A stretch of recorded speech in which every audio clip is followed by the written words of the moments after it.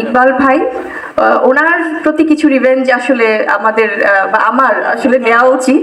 বরাবরই বিভিন্ন ধরনের মন্তব্য করে, সেটা বেফাস হোক ভিত্তিহীন হোক, নানা ধরনের কথা বলে উনি বরাবরই আলোচনায় থাকেন। উনি ওনার শিল্পীদেরকে নানানভাবে আসলে আক্রমণ করেন। তো সেখান থেকে এই রিভেঞ্জটাকে প্রথমে নেওয়া উচিত কিনা আগে আপনারা বলেন, এটা কি নেওয়া উচিত?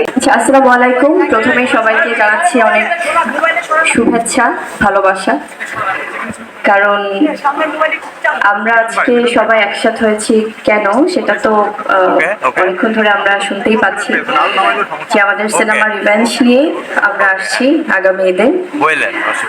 এবং যখন এই ধরনের কোনো প্রেস কনফারেন্স হয় বা এরকম যখন মনে হয় যে আসলে নিজের সিনেমা নিয়ে প্রেস মিট হবে, তখন আমি অনায়াসে আসলে অ্যাটেন্ড করি। কারণ আমার কাছে মনে হয় এটা একজন শিল্পী হিসেবে as an artist, this is my responsibility, এটা আমার একটা দায়িত্বের জায়গা।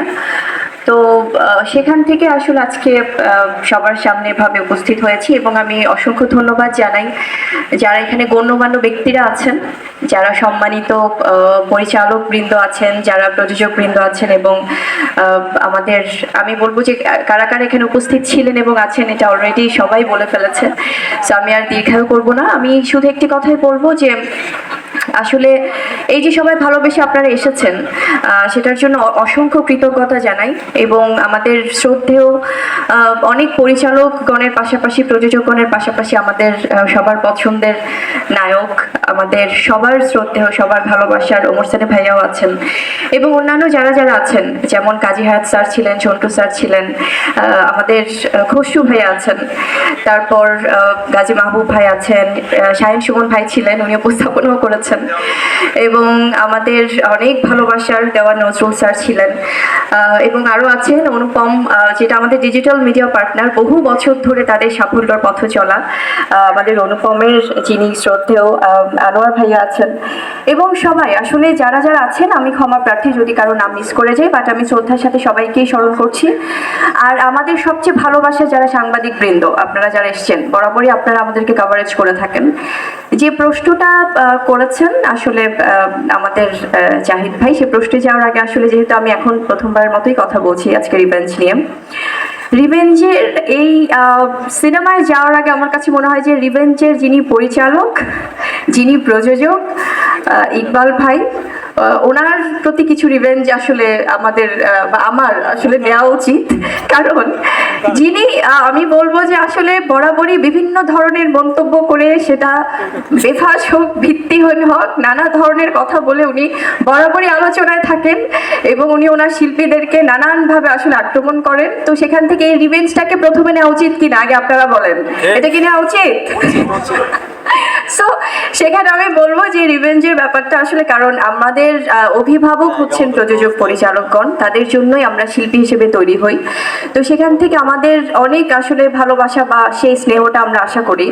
তো সেখান থেকে যখন এই ধরনের কোনো ভিত্তিহীন কথাবার্তা আসলে আমরাও দেখি, সেটা খুবই কষ্টদায়ক, খুব খারাপ লাগে, খুব অস্বস্তিকর। কারণ আমাদের শুধুমাত্র আমরা সিনেমা নিয়ে কথা বলবো সেটা না, আমার মনে হয় যে উই অল আর ফ্যামিলি।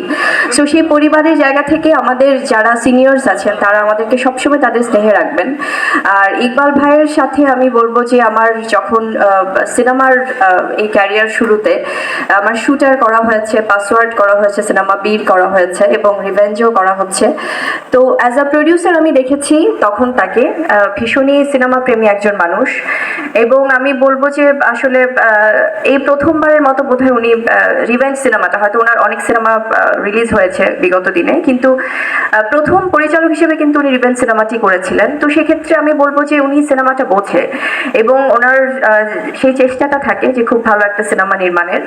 তো সেখান থেকে ওনার যখন ইকবাল ভাই আসলে ফোন করছিলেন বা বলেছে বা রিকোয়েস্ট করছিলেন যে আসলে আমরা একটা সুন্দর টিম, এই যে একটা ভালোবাসা, যে একটা দারুণ কোনো একটা ভাবে সিনেমার পর্দায় আসা, তো সেটার জন্য ডেফিনেটলি আমরা সবাই এই জিনিসটাই চাই। আমরা চাই যে বরাবরের মতোই সবাই মিলেমিশে একসাথে কাজ করি।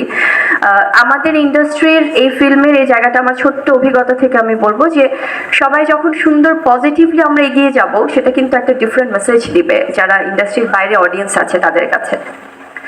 তো সেখান থেকে আমি বলবো যে রিভেঞ্জ হচ্ছে একটা সিনেমা যেটা কিনা ঈদের একটা মাসালা সিনেমা, যে ধরনের সিনেমা দর্শক দেখতে চায়, এবং এখানে অ্যাকশন, রোম্যান্স, কমেডি, ইমোশন সবকিছু মিলেমিশে একাকার। তো সেক্ষেত্রে আমি বলবো ডেফিনেটলি সবার ভালো লাগবে। সবাই একটু, আমার মনে হয় যে সিনেমার নিয়ে যাদের খুব উন্মাদনা আছে তারা এই বাংলা চলচ্চিত্রের সাথে সবসময় থাকেন।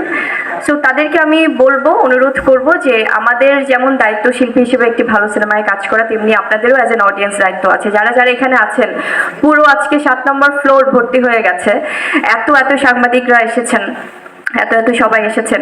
তো আপনারাও যদি সিনেমা দেখতে যান টিকিট কেটে সিনেমা হলে, আমরা কিন্তু অনেকগুলো শোজ হাউসফুল পাবো। সো এটা আমার একটা humble request to all of you. এবং আরেকটি কথা, যেটা আপনাদের প্রশ্নোত্তর পর্বে তো আমরা যাচ্ছি, সেক্ষেত্রে যে প্রশ্নটা সবার আগে ছিল সেটি হচ্ছে যে জাহিদ ভাই যেটি করেছেন, যে একটি যুদ্ধের কথা বলছেন আসলে, যে অনেকের সিনেমা আসবে, তো সেক্ষেত্রে আমরা কিভাবে দেখছি বা এটা কোনো যুদ্ধ কিনা। আসলে আমাদের, আমি যদি আমার কথা বলি, শিল্পী হিসেবে আমাদের প্রধান দায়িত্বই হচ্ছে দর্শককে বিনোদিত করা। তো সেই বিনোদনের মাধ্যম হিসেবে আমি বাংলা চলচ্চিত্রের সাথে সম্পৃক্ত। আপনাদের সবার ভালোবাসায় আলহামদুলিল্লাহ আপনারা আমাকে এত স্নেহ করছেন, প্রত্যেকে আমার এখানে বয়োজ্যেষ্ঠরা আছেন। সো সেখান থেকে আমার মনে হয় যে আমি রিভেঞ্জ সিনেমাটা নিয়ে আসছি শুধুমাত্র আপনাদের ভালোবাসার জন্য। আর এই সিনেমা দিয়ে আমরা দর্শককে বিনোদিত করতে চাই। এখানে আসলে কোনো যুদ্ধ নেই, আমরা কাউকেই কোনো প্রতিপক্ষ ভাবছি না। আমরা চাই প্রত্যেকটা সিনেমায় দর্শক দেখুক।